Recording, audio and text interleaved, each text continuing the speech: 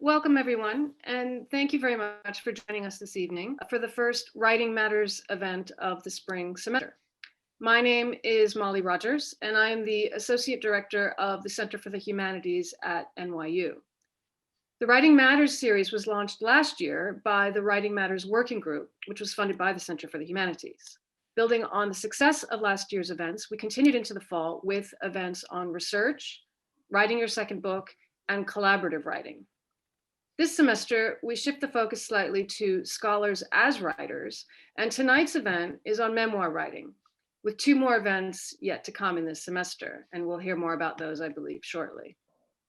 This series was curated by tonight's moderator, Stéphane Gerson, who also co-launched the original Writing Matters series in 2019. Stéphane is professor of French Studies and History at NYU, and also the director of its Institute of French Studies. His historical scholarship explores questions of place and memory, disasters and their aftermaths, and modes of historical writing. His publications include the prize-winning The Pride of Place, Local Memories and Political Culture in 19th Century France, published by Cornell in 2003, and more recently, Disaster Falls, A Family Story, published by Crown in 2017. His current research, A Relational History of Survival, Rescue, and Post-War Memory, Storytelling and Forgetting, moves from his Jewish grandparents to the various peoples they encountered in World War II, Belgium, and France.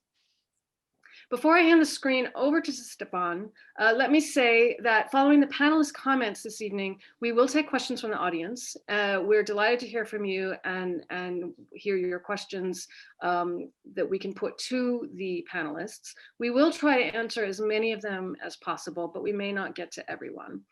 Please submit your questions using the Q&A function, which I believe is at the bottom of your screen. And that way we can pick them out and put them to the panelists. Again, thank you very much for joining us this evening, and let's get started. Stéphane?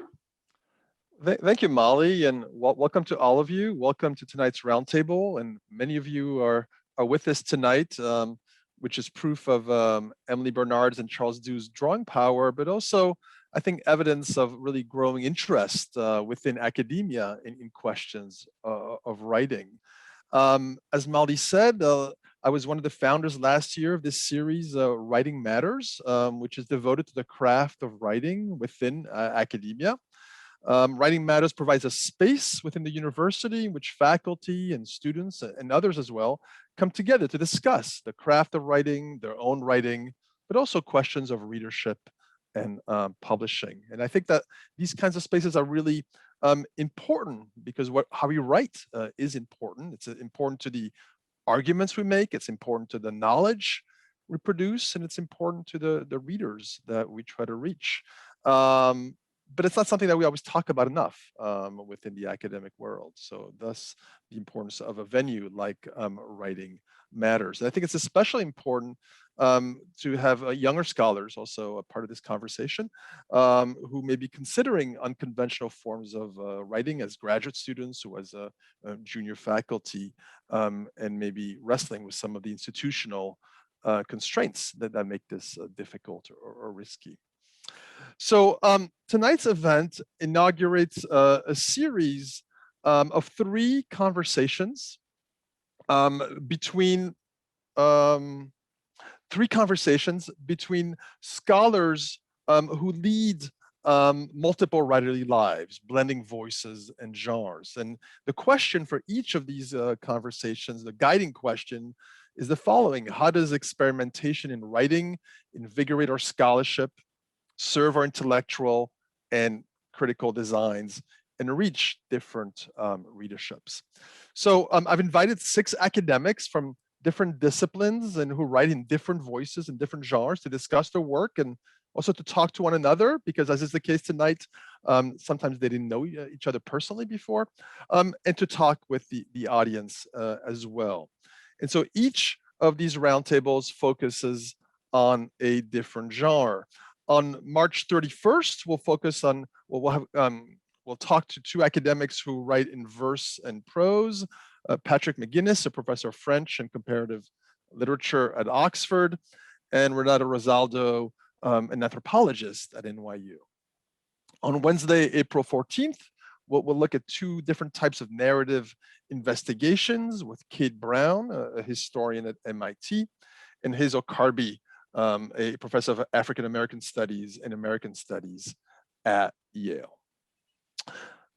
But tonight, we're really delighted to welcome Emily Bernard and Charles Dew to talk about memoir and talk about personal essay. Both of them are scholars who come out of different disciplines and in different generations, and both have written rich, layered books about race and family history in the US. Emily Bernard is the Julian Lindsay Green and Gold Professor of English at the University of Vermont.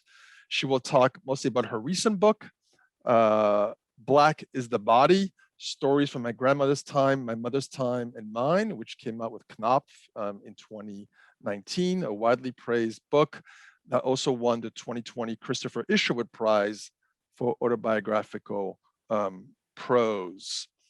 Charles Dew is the Ephraim Williams Professor of American History Emeritus at Williams College, and the author most recently of a fascinating book, The Making of a Racist, The Southerner Reflects on Family, History, and the Slave Trade, which came out in 2016 from the University of Virginia Press. Both Charles and Emily present their books as hybrid. The back flap of Emily's book calls it a memoir of sorts. And Charles, in the introduction of his book, calls it a strange hybrid, a combination of autobiography and history that does not fit neatly into any category of writing with which I'm familiar. So I find this very intriguing, and I think you will too, and they'll tell us more about the genre in which they write and the choices they made as authors. Okay, so I think we're ready to go. So Emily, the floor is yours. Well, Stéphane, I want to thank you first of all for arranging this. I've been looking forward to this for a long time. I am so excited to be in conversation with you, Charles.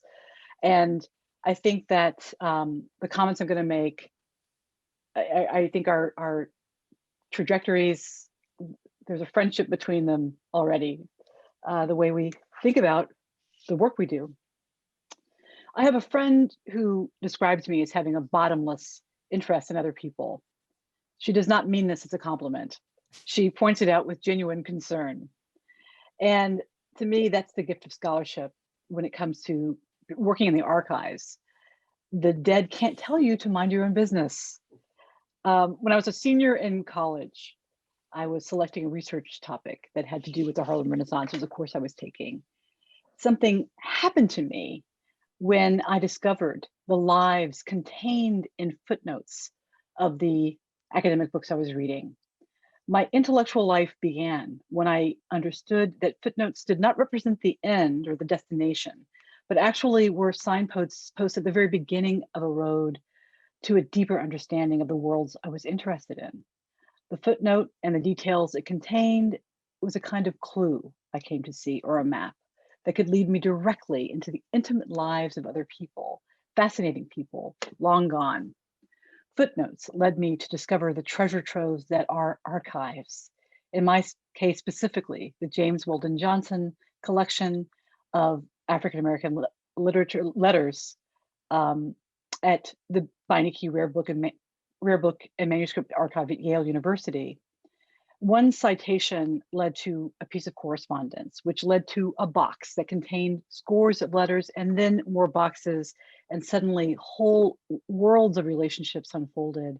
I'll never forget the excitement of coming upon a civilization in correspondence, and how a piece of hard information led to the stuff that I discovered I was really interested in, which is the ambiguous stuff, the dynamics between human beings in relationship to one another. I was interested in the relationships I saw in the correspondence, and then I was also interested in my own awakening relationship with the material, with the past, with the dead. A pivotal moment happened when I was working on my first book, Remember Me to Harlem, the letters of Langston Hughes and Carl Van Vechten. I was dutifully researching the book, and then I turned over a piece of correspondence. Van Vechten, who was a writer, photographer, Black culture enthusiast, and the architect, the primary architect of the James Bolden Johnson collection at Yale. He'd spent a good portion of a letter to Hughes complaining about the lack of gratitude among Black artists who he felt he had nurtured, and he felt he wasn't getting his due. This was late in his life. On the back of the letter, Langston Hughes had written in hand, CVV at a ripe old age. And then another scene unfolded in my imagination, the idea of Hughes rereading this letter and making a decision about whether or not to include it in the correspondence, anticipating the easy judgments of scholars and researchers like me, also human beings. I started to think about the tender contract, as I refer to it, the quiet and somewhat romantic agreement between the researcher and the subject, a relationship that demands as much from the heart as it does from the head. And from that perspective, I began to fashion my own relationship, not only to that particular project, the Book of Correspondence, but to writing even more broadly. But in that project, the collection of correspondence, I decided to approach it as a writer and not a scholar. So what does that mean?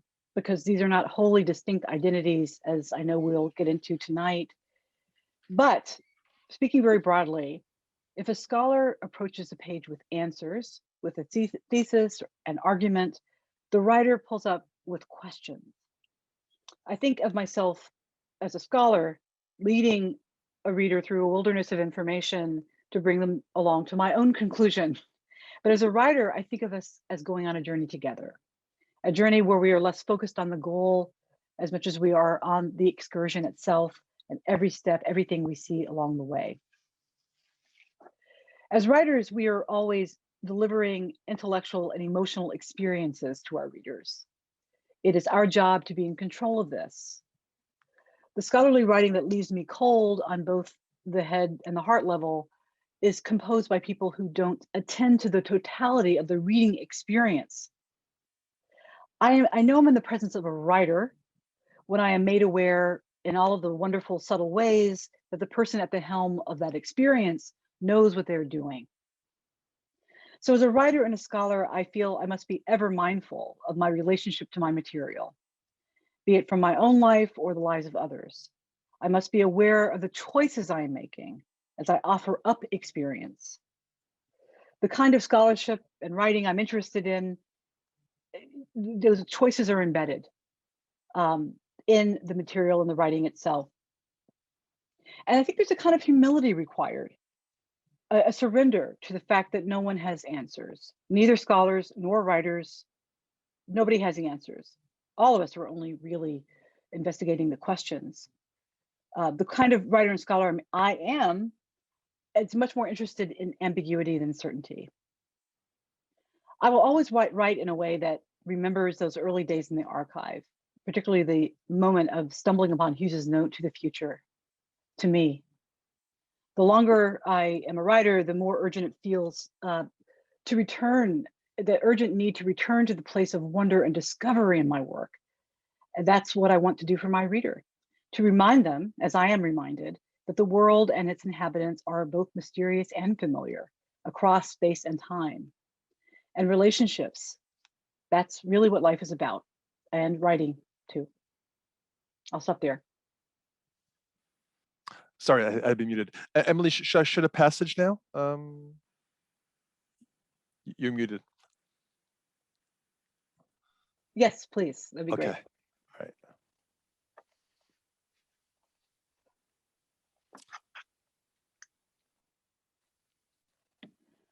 So these are two passages that I wanted to use to maybe illustrate some of the things we're going to be talking about tonight. The first passage is from my essay, Motherland, which is a story of becoming a parent and going to Ethiopia with my husband and meeting my daughters and their families. Our driver is called Girma. Girma pulls the car to a gentle stop among small bunches of beaver-tail cactus with stems as wide and flat as paddles and decorated with bristles like stubble on a man's face. There are only 3 yards between us, but the men's voices sound tinny and far away. Underneath my feet, the earth is as light and packed as brown sugar. Within arm's reach is a small island of green, bordered by a layer of rocks. In its center stands a tree with a thin trunk and a flowering crown, like a tall, skinny kid with an afro. In the distance, more trees, some dense and willowy, stand in a line on faded, cracked earth. The sky is thick with all the blue left in the world.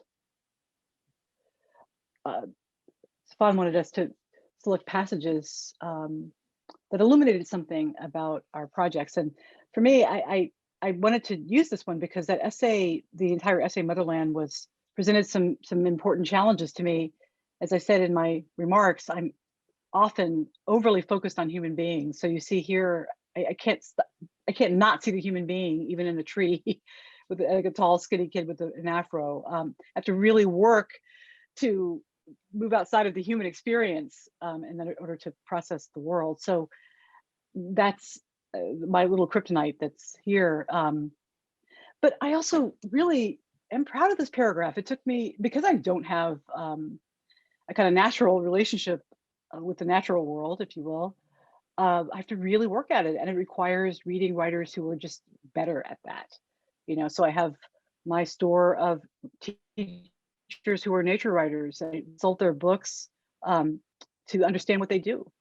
And that sentence at the end, it's "the sky is thick with all the blue left in the world."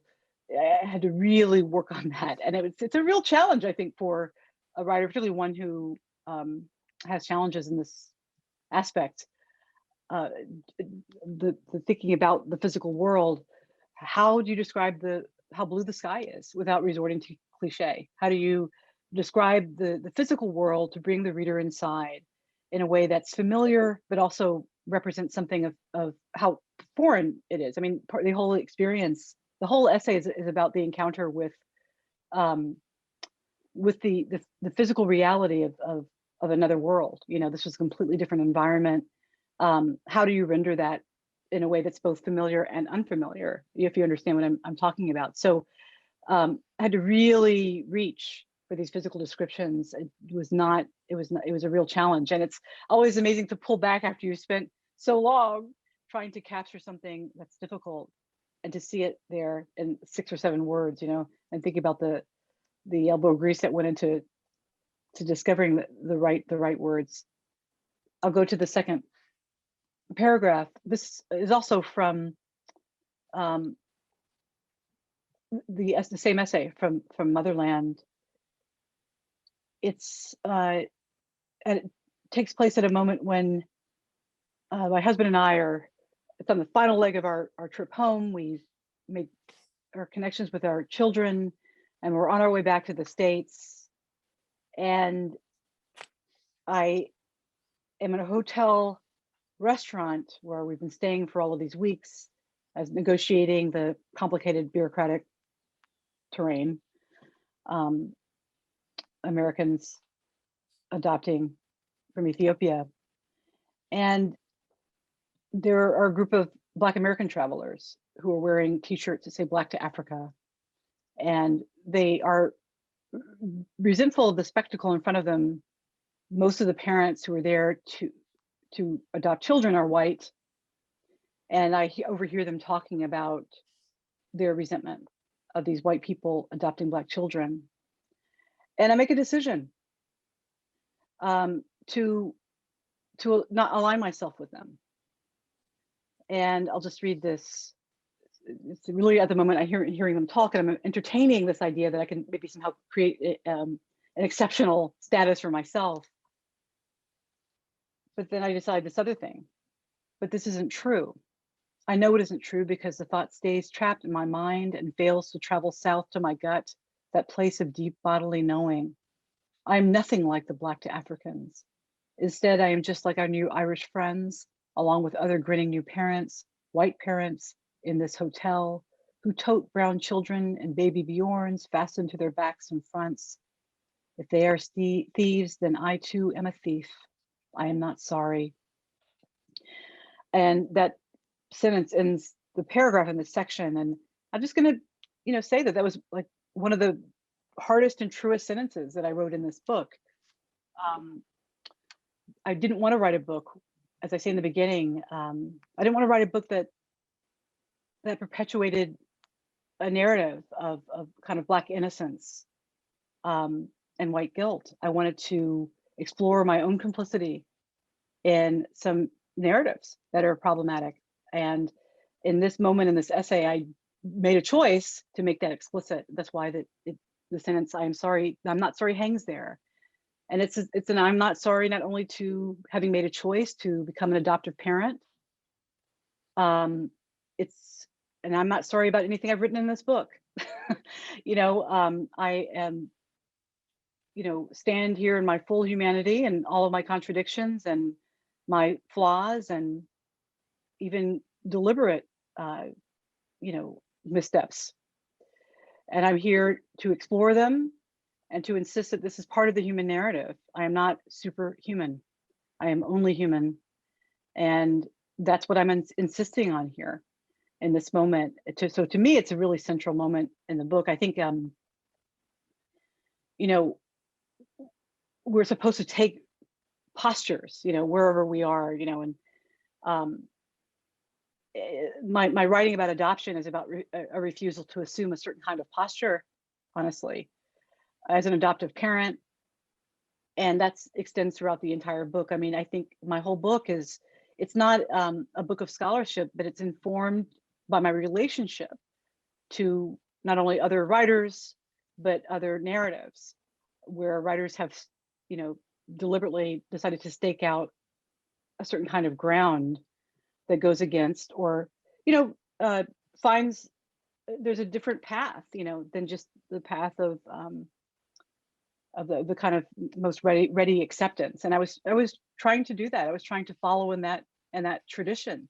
The writing that has saved me has been writing by people who dared to take chances down to the level of the sentence. So this was my attempt to do the same. Thank you. Thank you so much, Emily. So many questions that I want to ask you, but we're going to hold on for now. And I'm going to ask Charles to give his short biography of his writing life and then to share a passage with us. I'm pretty sure I'm not muted. Am I okay? You're good.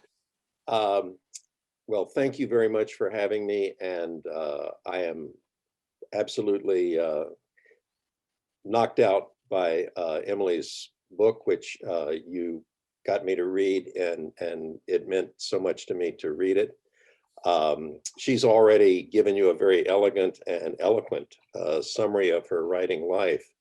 I'm just going to give you a sort of nuts and bolts about how I got from point A to point B, how I began my career as a historian and how I ended up writing the book that you see on the screen. I was a son of the South, the Confederate South, the Jim Crow South. And I came north to college with all of that baggage that I had grown up with in that culture, 17 years of it. I had never been north of Washington, D.C. when I arrived on the Williams campus as a first-year student. And all of the history that I had absorbed in my native Florida was simply blown out of the water by my professors here. And I went through a sort of transformation from someone who expected to go into law, which everybody else in my family did, to wanting to be a historian and try to understand the South and where I came from, which I had misunderstood clearly for most of my life up to that point. I decided on the basis of a book with whom I wanted to work, C. Van Woodward's Origins of the New South. I just found a remarkable piece of scholarship. And I set my sights on working with him at Johns Hopkins and was fortunate enough to get in and work with him and write a dissertation that subsequently turned into my first book. That dissertation was on a manufacturing facility in Richmond, Virginia, a place called the Tredegar Ironworks, which was the hub of heavy industry in the South. Before the Civil War, it became the hub of Confederate manufacturing during the war, and it continued after the war. And that was the subject of my dissertation. One of the things that occurred in the scholarship that I was doing on the Tredegar in the archives, I ran into the fact that they were using skilled enslaved workers on a major level in their operations. And I had never encountered this before. I had thought that human bondage in the South meant cotton and sugar and agriculture. But here were highly skilled men operating a rolling mill before, during, and indeed after the Civil War. And one of the frustrations was there was so little in the records about these men and what they were doing. So when I was able to get my dissertation finished and get that in print, I decided I wanted to follow that story. So point A led to point B, which was a archival search for documentary evidence on enslaved ironworkers in the antebellum South. In the course of that research, I ran across a single document that determined the nature of the book I was going to write. And that document was a letter in the Wisconsin State Historical Society, odd place for a letter of this kind, in which one of the slave workers I had been identifying as working at a place I was studying was described in the letter as having a savings account, a slave with a savings account. And I said, there has got to be a story here. So I headed to the Valley of Virginia, to Lexington and the courthouse in Rockbridge County and the Buffalo Forge site near Lexington, which was where this man, the slave, worked. And that turned into a book on that particular place and those men and their families. Because in industrial slavery, you have record keeping of a kind that you don't have in agricultural slavery. And I was able to identify individual workers by name. I was able to build their families, sometimes over multiple generations. And among their records, nothing they kept but were kept about them, were volumes that were entitled Negro books. And these showed the overtime that these men had worked in the forge and blast furnace, and what they had spent their overtime money on. So here was a record not only of individual workers, but choices they had made, priorities they had made in what they were using their earnings for. And that gave me, I thought, a fascinating insight into that particular phase of the story. My third book sort of came out of nowhere. Whenever I was doing archival research, I often made a note of something I found very interesting. And in the case of some of the research I was doing for the Ironworker book, I was reading newspapers and ran into some speeches that had been given in the crisis of 1860-61 by men known as secession commissioners sent by slave states in the Deep South out to other slave states to try and get them to secede and join the original seven. And I had made a note about the secession commissioners and what I should do with them. And one of the things that struck me about their language was they were saying a lot of things that I had heard growing up in the Jim Crow South about race. And I was stunned at the similarity between the language I was reading in these secessionists and what I had grown up with in the Jim Crow South. So when I finished that book on secession, I was sort of casting around for what I wanted to do next. And that's when I ran across the document that I think you have a copy of and can put up on the screen. This document led me to write the book that we're going to be talking about tonight. And this is in the Rare Book Library at Williams College. And the day that the Rare Book Librarian called me over and told me that he had acquired this and take a look, the day that I decided I would write the book that I've written about my own youth. This is an absolutely horrific broadside, a single page that contains the essence of the South's slave system, human beings as property.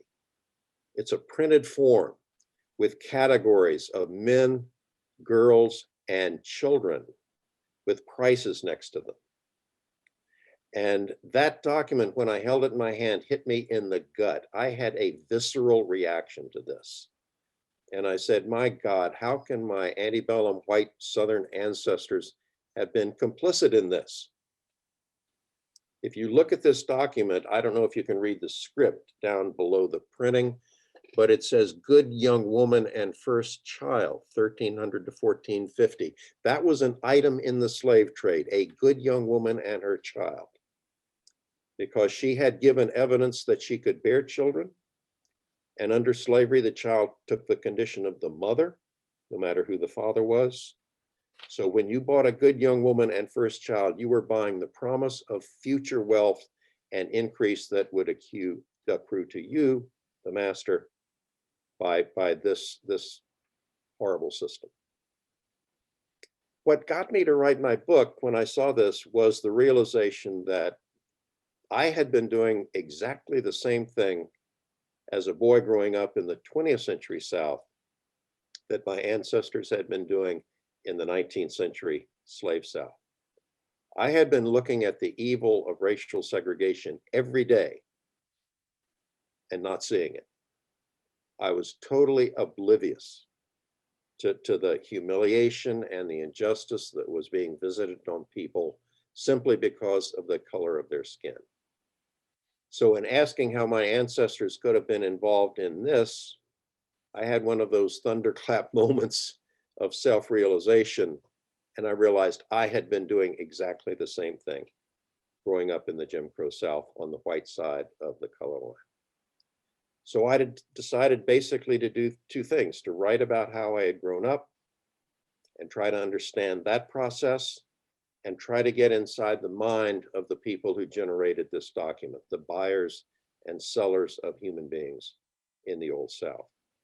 So what came about was that hybrid of my own experience growing up in the South of the 1940s and 50s, and then a discussion of the mind of the slave traders, the sellers, the buyers. I read all the letters I could get my hands on that were written to or from slave traders. Talk about a depressing research experience. But in the course of doing that, I came to see the power of racism, not only in Southern life, but in American life. And that really is what the book is about. I tried to explain how my own racist ideas came into being. And I looked back at the 19th century to see how the slave system had worked. Yeah, I think this is a piece of the book that I think has a lot to say about how I grew up. I realize now that many of the Jim Crow customs I learned growing up, I absorbed more through a process of osmosis than through verbal instruction. I was, to quote a religious phrase, not inappropriate given the transcendent importance of maintaining proper racial etiquette at all times, simply bearing witness to what was going on around every day all around me. There were 2 jelly glasses and 2 sets of chipped orange-colored china, plates, bowls, cups, saucers, in a separate corner of our kitchen cupboard. They were used exclusively by Ed, the black man who mowed our lawn, and by Illinois, the black woman who cleaned our house, did our laundry, ironed our sheets, and sometimes cooked our dinner. I learned very quickly that I should use the nice tiled bathroom on the 2nd floor of our house. The not so nicely appointed half bath off the back porch, wooden floor, small sink attached to the wall, white paint on the toilet seat so worn the wood showed through, was for Illinois and Ed. Our 2 bathrooms did not have signs, ubiquitous on public restrooms across the Southern landscape, reading white and colored over the doors, but it would have been perfectly appropriate if they had. I learned never to shake hands with an African-American person. Pop never did, dear, which is what we called my mother, dear never did, so I never did. I addressed African-American men and women who worked for us by their first names. I did not use their last names prefaced by Mr. or Mrs. or Miss, because my parents never did. I think that that word osmosis really gets at a lot of what I was trying to say in the book, that if you grow up on the white side of the color line in this culture, you just absorb all of this custom and this racism, and it becomes it becomes part of you almost, and that's what makes this culture so toxic, I think, and why it took me a while, too long, to get out from under it. Well, thank you so much, Charles. I'm struck how both of you are writing about the intimate politics of race in your bodies and in everyday lives. And I'm curious if you could speak a little bit about more specifically about how, as you were writing your respective books, you kind of some of the choices you made in conveying this to the reader on the page. Are there specific choices in terms of style, in terms of the sentence level, in terms of organization that kind of imposed themselves on you as you were trying to convey this? I mean, Emily, I was struck by in your book by the precision, the spareness of your language, and you talked a little bit about this already, about each sentence composed and dense with meaning in history, and which your writing is very accessible on one level, and yet it calls for very close attention even to the cadence of the words. And I was wondering if you could speak a little bit to that and how that relates to the content of what you're trying to get across. And Charles, you too. I mean, you as you talked about the books you've written, there's a major shift from your earlier books to this last one, in voice, in tone, as we can see in the excerpt that we shared. And I'm wondering too about that transition, and about kind of how you shaped the voice that felt necessary to convey what you want to convey. Maybe Emily first. Okay. Jane. Yeah, absolutely. I think a lot about this. I mean, Stéphane, you talked about the book as being, it was advertised and marketed as a memoir and essays, or and I must confess that was my editor's genius. I think of myself as really as an essayist. The form just really speaks to me. There's something about the economy that is demanded in that form that challenges me, and I have a lot of theories about that. I think there's something about the order that's required that actually it frees my imagination, and maybe that's ironic, or maybe it's just that's predictable and fitting, but I find I can it gives me a lot of room to move, but it at the same time requires a lot of to be really careful and mindful, and to make sure every metaphor is exactly right. I like the paring away process of writing and getting down to it. I like the discipline of that,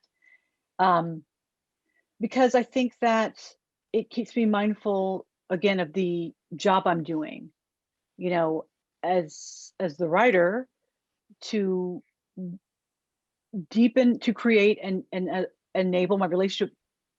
The reader to have a deep relationship with the material too. It's not just me. I have to open the door, and I have to make room for the reader. And I thought about that a lot in the architecture of some of these pieces. Teaching the N-word, which is the first essay that I really felt captured my voice, and it's in the book. That whole essay, the shape of it tells the story, or it speaks my ambition, which was not to give a lecture.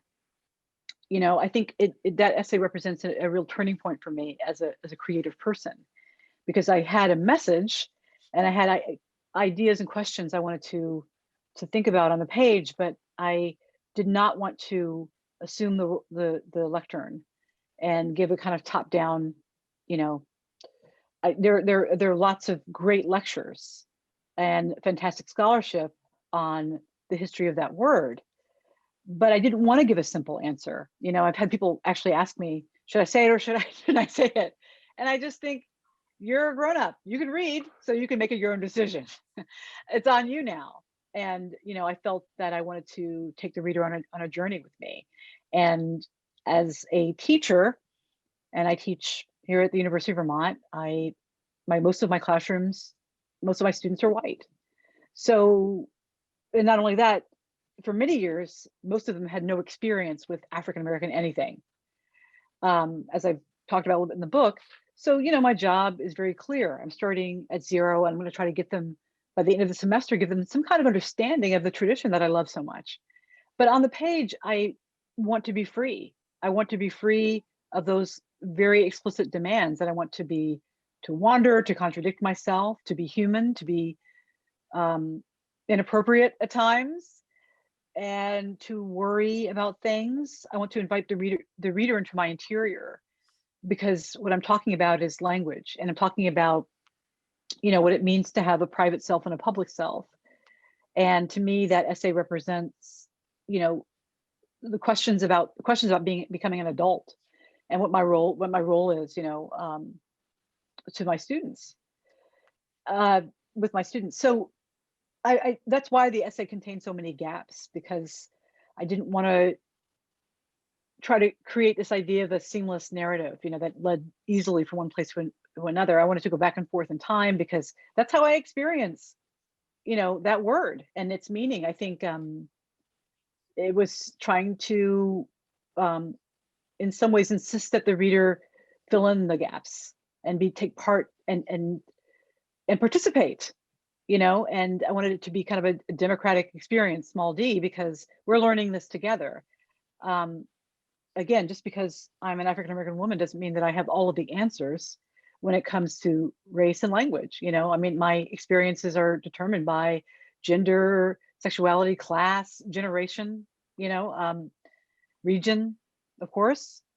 So I wanted an essay that would somehow make room for all of that. So that essay was born in that spirit of refusal I talked about. And I chose to make certain that the shape reflected that the ambition of the words themselves, if you know what I'm getting at. So that really came up. And I think, again, thinking about an essay, there's a humility that's sort of part of that, you know, because you are working within a limited, the frame of words, you know, has limitations. So you have to think about what's necessary.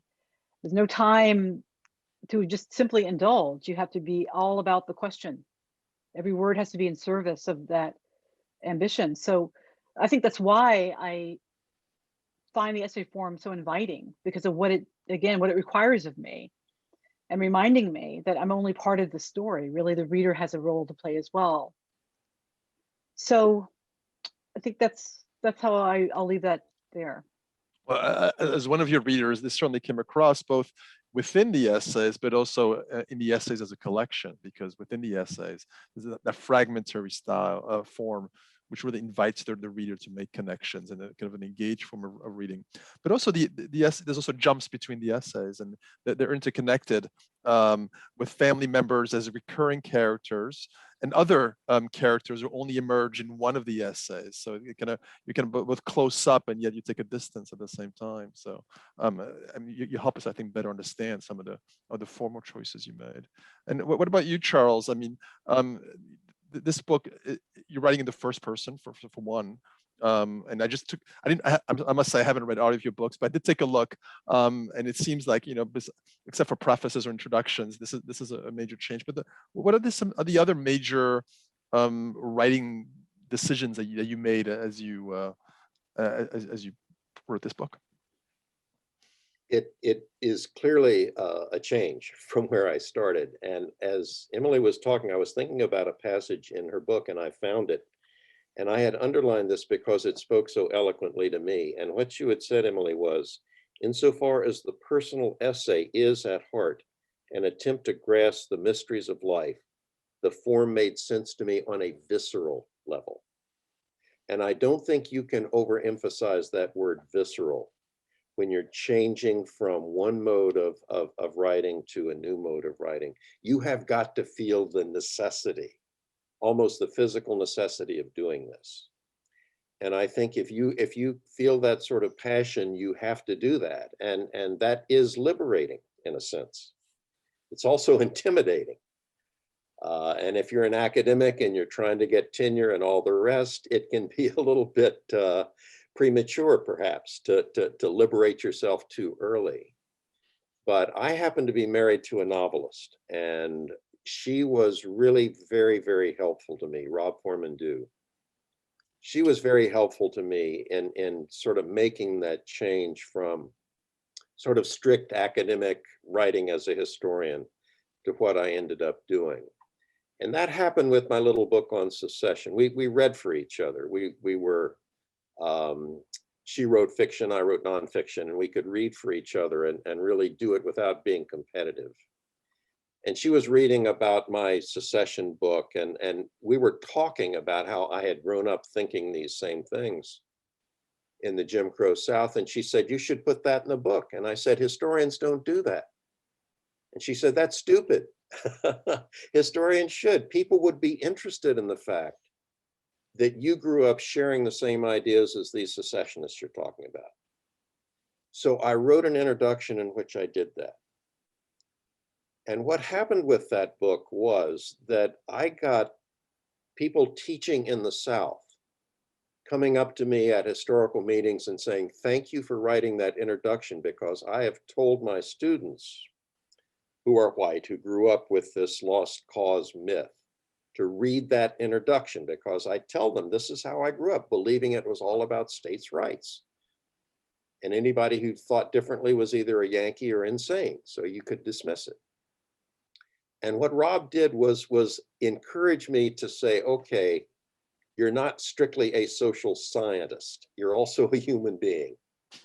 And you were drawn to this material because you had this visceral reaction to the language that you found in 1860-61 that was being echoed as you were growing up in the 1940s and 50s. Say that. So that really broke the ice for me. And that led me to write the book that we're talking about tonight. When I had that moment with that slave trade circular and felt really like I'd been kicked in the stomach, just looking at that document and ruminating on my own complicity in the racism that generated this. It was segregation in my day, it was human bondage in their day. But we came together on white supremacy and racism. And so I decided to take how I had grown up, and I had used some of the anecdotes in my book in teaching Southern history. I would use my own experience to illustrate some things about the Old South. And I found that when I did that, the students gave me their undivided attention. They're interested in who that human being is in the classroom with them. And one of the things that we have going for us teaching at Vermont and Williams is we get to know our students, and they get to know something about us. And I think bringing that into your writing is, I've come to believe, a good thing. And that passage in your book about the visceral nature of what you have to do to write this sort of thing, I couldn't agree with more. You're portraying the process as rather seamless, almost easy, Charles. I mean, there. I can't imagine it was. Maybe I'm wrong, but I mean, Emily in her remarks talked about risks in her writing, and I'm curious to hear you both talk about the risks that it took to write your respective books, because one of the emotions that you talk about, Charles, is shame. You talk about the shame about the world that made you, and about your family beliefs, and a shame intertwined with love, of course. And you talk about shame about your own complicity, as you call it. Now, today, but probably more so when you went to grad school, when you came of age as a young scholar. I mean, historians, were not necessarily encouraged to write about their emotions, and and probably not about shame, even less than others. And so, how did that work out? I mean, how does one write about shame when one is venturing into a new genre, and how does one allow oneself to do it? And how did then your writing, did the opening to emotion change your sense of self as a historian? You have to be willing to be totally honest. You have to be willing to write about the worst of yourself. I wrote in the book about telling dialect jokes my first couple of days on the Williams College campus, and telling Rastus and Lulabelle jokes. And I was so ashamed of having done that as a 17-year-old that I had never even told my wife that story.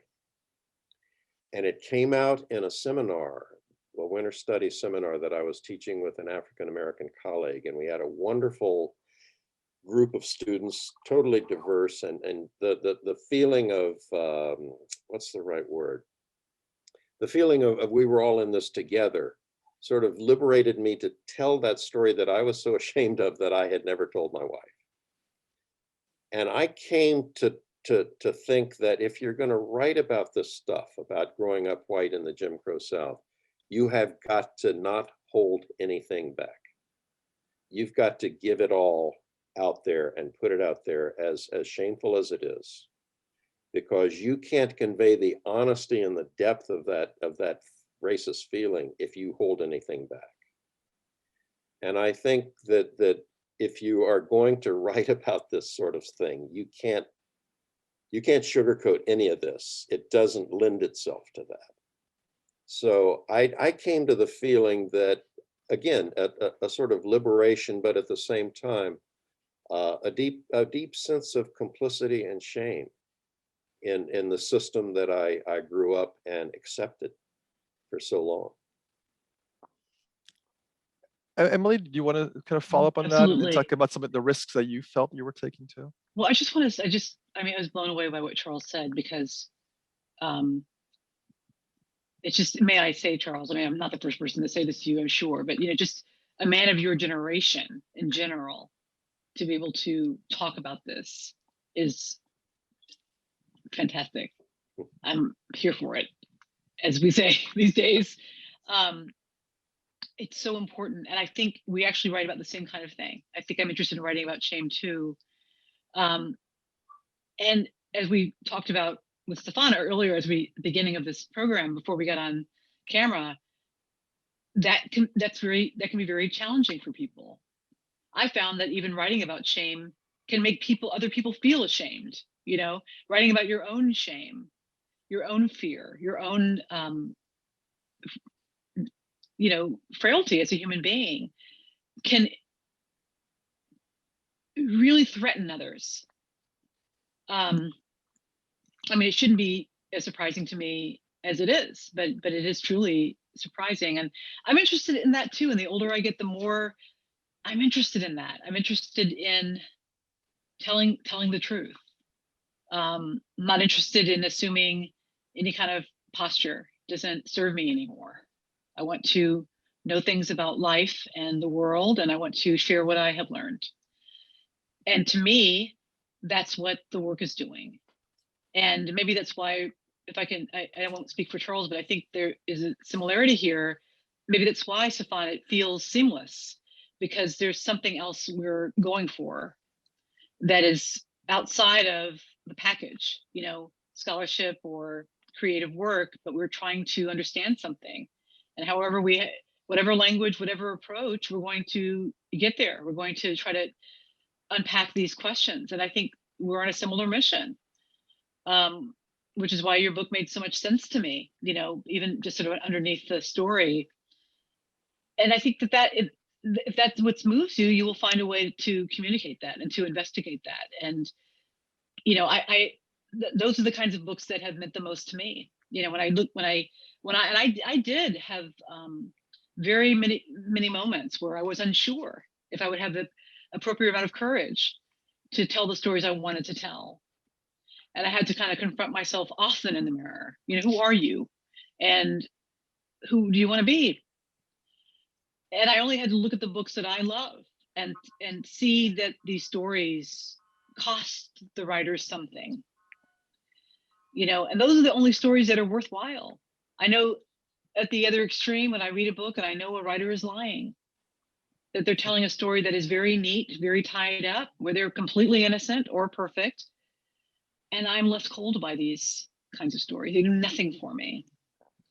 So in my mind, when I do lose a sense of courage, because it's hard to tell the truth, particularly in a culture where, you're rewarded for hiding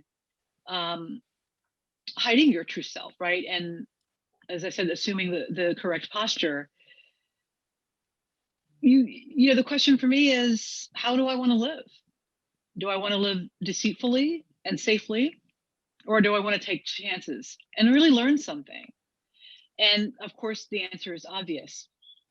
And it's only when you become, I think, a writer and you're reading books and you're enjoying them and you're being saved by a writer's truth, their bravery, their willingness to show themselves.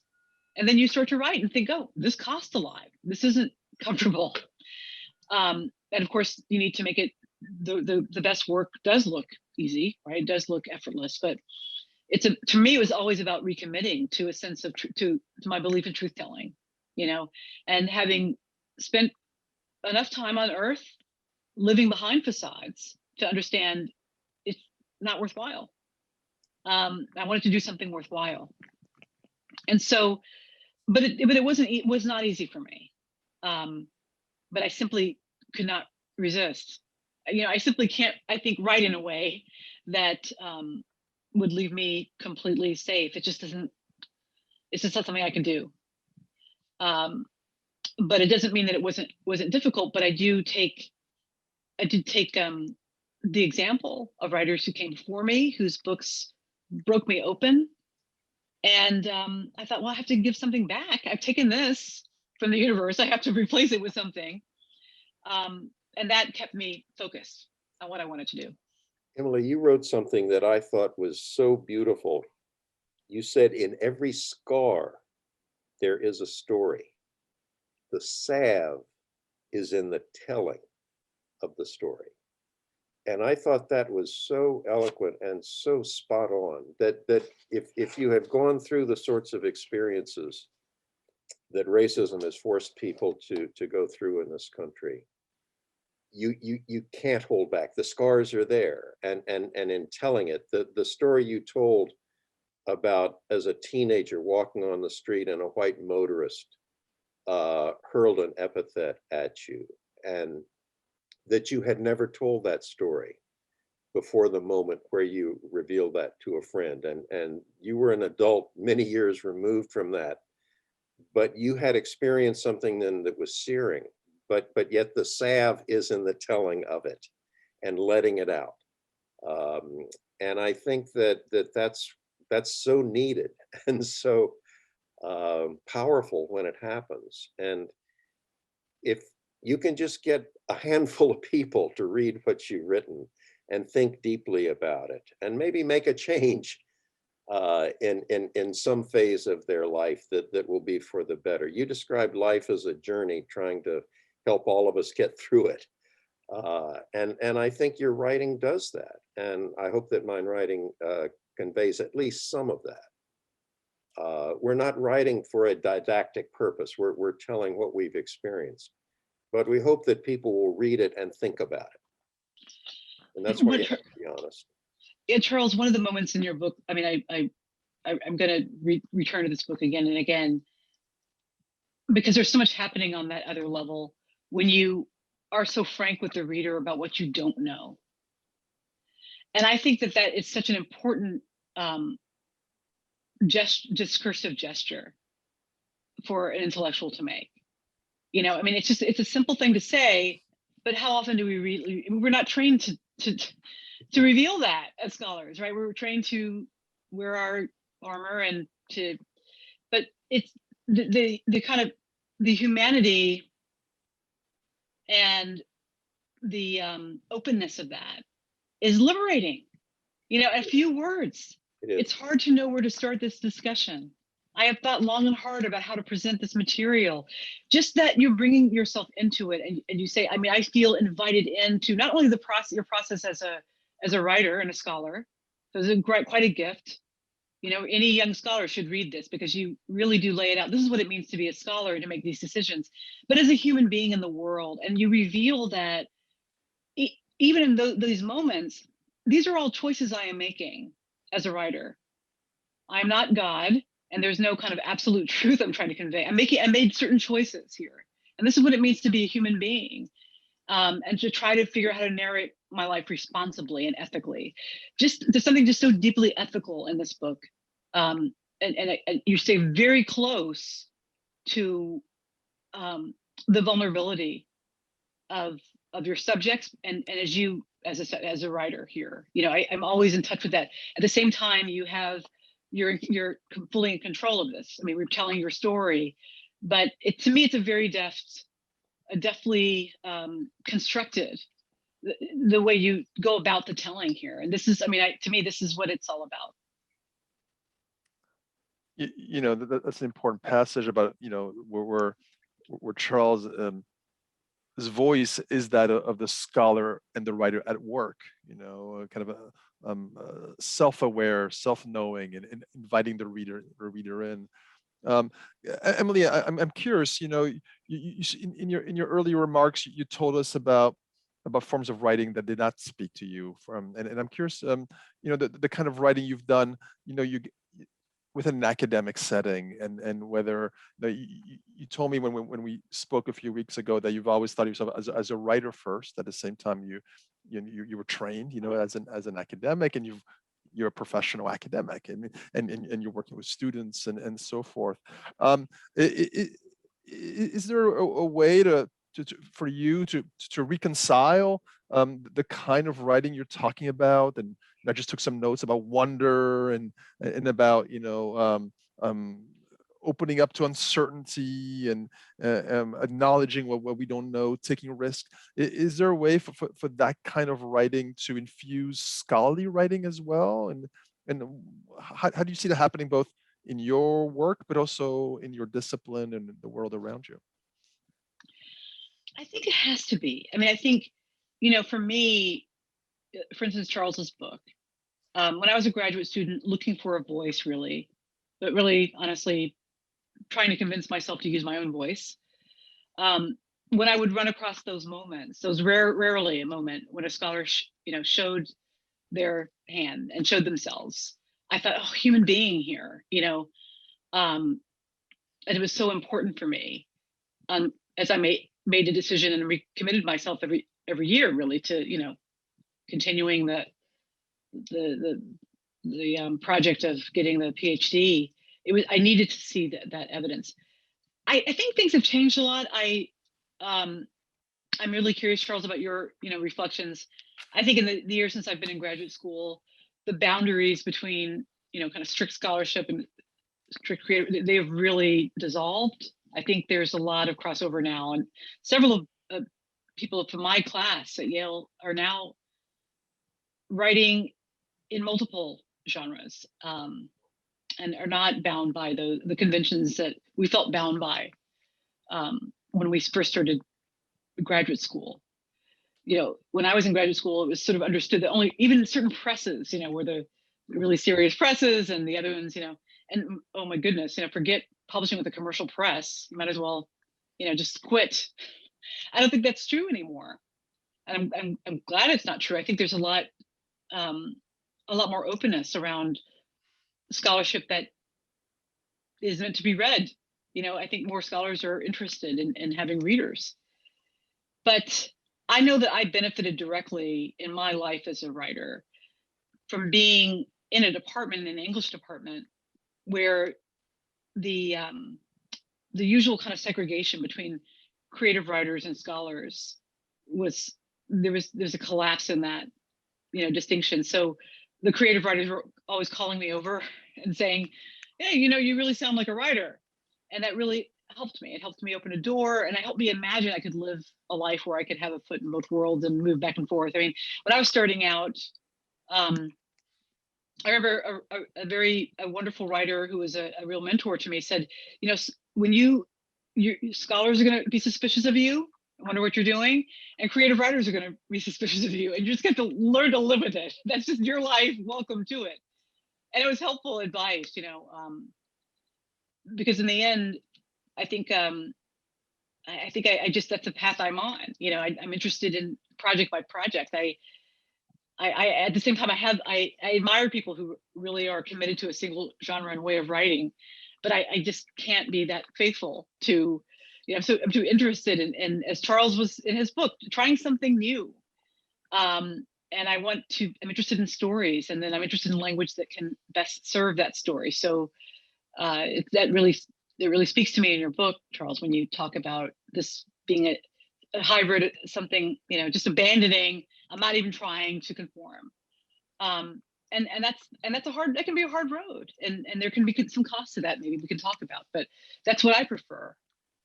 And I do think that for young scholars, I think it's a good time to be thinking about writing outside of your disciplinary boundaries. I think it's a good time. I think you'll find there are lots of opportunities. There have been many trailblazers, but I know that specifically in my own life, I needed models to think about how to inhabit both worlds. And at this stage, I no longer see myself as sort of a scholar the way I think I imagined what a scholar was many years ago. But I will always be drawing on those, you know, using those muscles. And I remember hearing, I don't know if it was Saidiya Hartman or Farah Griffin, who said she wanted to write a book that her ancestors could read, or that her mother could read. And that so spoke to me. I thought, oh, yes, is that possible? You know, as an academic, to write a book that my grandmother might be interested in. And, you know, again, the older I get, that's what I want to do. I want to be engaged in as many conversations as possible. And I want to use a language that can excite people and open them up, as opposed to closing them down and making them feel that they can't join. That becomes more important to me. But I'm old enough and I'm far enough along, and I don't have to worry about tenure anymore. I don't have to worry about those and those are real things, you know. But I can say that having cleared those hurdles, that there's a lot of fertile ground here, you know. And I think we learn a lot when we mix it up, you know, and we use scholarship and creativity, and then we are all realize we're engaged in the same enterprise of just understanding and trying to articulate our experiences on this planet. That's what we're all doing. And I really, the scholarship where that's plain is the one that I find the most effective. Charles, you write at the beginning of your book that this book, The Making of a Racist, cuts against the grain of my profession. I can just imagine that, you know, at your stage in your career, going against the grain of your profession, you know, that's a bold gesture to make. Could you talk more about that, and about how you see the kind of writing you did within the historical discipline, and where you see different forms of writing happening today within the discipline? I think the key really, and listening to Emily just now made me think of this. I've heard a lot of commencement addresses in my time. I remember one, and it was Neil Simon. His daughter was graduating. We got him here. And his message was very simple. Whatever you do, do it with passion. Find something you can feel passionate about and do it. And I think that is wisdom. That is rare wisdom. And what I started out doing as a scholar was sort of traditional history in the social science sort of sense of it. But as a teacher and working with students over years, and the eloquence in your chapter on teaching the N-word really resonated with me, Emily, because students are so exciting to be in class with, and just seeing their energy and their curiosity, and then finding a way to teach the stuff that you feel passionate, that two-way street. And I just felt sort of, as I got toward the center of my career and then toward the end, that I needed to cut some of that passion loose and give voice to it and try to find words that would be adequate to what I was trying to say. And again, I think back to Neil Simon's commencement address. I think you're right. I think the times allow more of this now, and I think we should take advantage of it and sort of break some of these barriers. Again, this is easier said when you're at my stage and you're you've taught for what, 50 some odd years, and you're retiring, and it's easier to do all this. But I think younger people do have more license to give some freedom to their passion, and I hope they will do it. One of the questions on the chat, was, do you think there should be more writing training in English departments for alt-ac writing? I mean, this was a question for you, Emily, but I think the question is for both of you, because it raises the institutional questions, right? You're right, that both of you have touched upon. If you're a younger scholar, PhD student, or younger scholar with or without a job in a university, I mean, these are the risks that we talked about earlier are even more salient. Curious to hear your thoughts on that. Maybe Emily, if you want to start. I mean, absolutely. I think everybody in this room, would agree that communication, language, we've suffered as a culture, over the 4 years. We had a certain person at the helm. The level of national discourse just plummeted into, just something embarrassing. It was painful to understand that this was public discourse, and it was crude, and it was inelegant, and it was imprecise, and full of unwarranted punctuation, exclamation points after everything, and no subtlety at all, no human nuance. And let's bring it back. Let's bring it back. Let's, institute it. We know, and that's, I think, what we suffered more than anything. Just poor language. At the helm, and that was sort of communicated, I think, to young people. And so now, I see students who, in my teaching, who really just need. They tell me about getting no instruction on just simply writing, so I think that on all levels, it's so essential. So I've had brilliant students who were not taught properly how to communicate their ideas, and they've suffered as a result. And I think that there are people who are thriving in graduate programs who haven't been given, enough instruction on how to communicate ideas so that other people can be part of the process. I used to get the backhanded compliment in graduate school, "Emily, your writing is so clear," and it wasn't, it was definitely a loaded comment.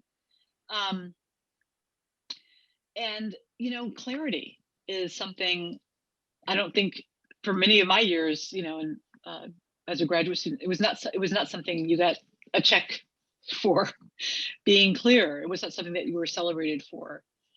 And so I think that that's something we should focus on, and I think that academics should be about the business of clarity. I think I actually wrote a piece about this. I was giving a talk at an unnamed university in the Midwest, and an esteemed scholar of literature said to me, well, why is it that they expect academic writing to be clear? Scientists are not expected to be clear. And I thought, you, sir, are not Jonas Salk. You have an obligation to communicate your ideas to lay people. I think that idea, that it's archaic, of course, this idea that speaking in a way that people can't understand makes you seem more complex is silly. But it's something I think that was part of the undercurrent of a lot of a lot of talk in the academy about what constituted exceptional work, you know. And what I mean to say is that exceptional work, clarity was not a component, you know, how you made that determination. You both know what I'm getting at. And I think that's changed. I like to think it's changed. I haven't been in graduate school for a long time, but I'd like to think it's changed. And you know, it doesn't. Who does it serve? You know, to write books that only a few people are going to read, but are going to get you promoted. I mean, what's there something a problem with that? But I think that the revolution will come from the students, you know, demanding something else, and wanting something else for their own intellectual lives, and not just for the sake of a job or publication, but wanting to be part of a larger conversation than just their peers. So yes, I mean, the short answer would be it should be front and center, you know, in the way we educate our graduate students, that they have to be able to communicate, and they should want to be part of the broadest conversations possible, I think. So writing in different key and different mode also means reaching different kinds of readers, and both of you have talked about that. But there's also different kinds of risks, and when you're revealing things about yourself, and they came across a little bit when we talked about shame. There've been a number of questions in the Q&A, Charles, about responses to your book. Somebody asked, has there been any blowback from your community about your book? How have you handled it? Do you worry about reactions from your family members when telling personal stories? I guess that question is for both of you. I'm trying to see if there's another one to Charles along those lines. But when you're writing about those issues of race, and when you're writing about such a personal way and exposing parts of your own life, you're entering into a different relationship with the reader. Charles, tell us. I mean, I'm assuming that's been a quite different experience than it was when you wrote your more academic books. Can you speak to that? Yes, and I'd have to say the reaction's been overwhelmingly positive. Both my parents are deceased, but I was very worried about my brother's reaction because there were just the two of us, and he is older than I. I didn't send him the manuscript because I didn't want him to say, don't say this or don't publish this, but I sent him the book. And I sent it by priority mail so I could track it and check and see when he got it. And I knew when it arrived because I checked. And that evening the phone rang, and it was my brother, and he was in tears. And he thanked me for writing the book. And that probably meant as much to me as anything. We were talking before we went on. I've gotten some hate mail, not too much, but some.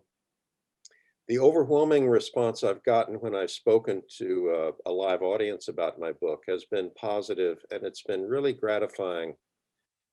The numbers of African Americans in the audience who have come up after I've spoken and told me the moment in their lives when they were children, when they realized the meaning of race, because I talked about that in my book. When I was 8 years old, there was an incident with my father yelling at an African-American man who came to our house to apologize, who approached our house by the wrong door, and my father just went volcanic. And that was the moment when I, as a white boy, knew what race meant. And these older men and women would come up and tell me what their experience was as a 5, 6, 7-year-old. And I felt that that was a gift, that they were trusting me and were honoring me with something that they felt so deeply and so young. And it just made me feel that okay, yeah, you sort of broke out of the mold you had been in, but I'm glad you did it. Because it was very gratifying to me to have that experience. So I think we have time maybe for one last question, maybe two. And there's a question of publishing as well that came up in the Q&A. Somebody was asking, where is it?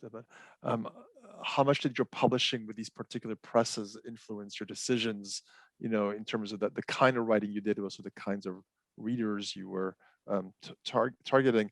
I'm assuming that writing the kinds of books that both of you wrote that are so finely crafted and in which every word, is so overflowing with meaning and on such complicated, sensitive issues, would require, or would ideally would require an editor who could accompany you in this journey and help you. Emily, could you talk about that experience? I mean, you started with a university press, and this book came out with Knopf. Yeah, actually, this book, my first book actually was Knopf as well. Oh, was it? Okay. Yeah, but I did work at some point with Yale University Press, and that's happened after I'd kind of, I think, was coming much more into my writing voice. So I knew what I was going for, and that my editor, Eileen Smith, who's a very good friend, helped me, along the path I was already committed to. It does make a difference. I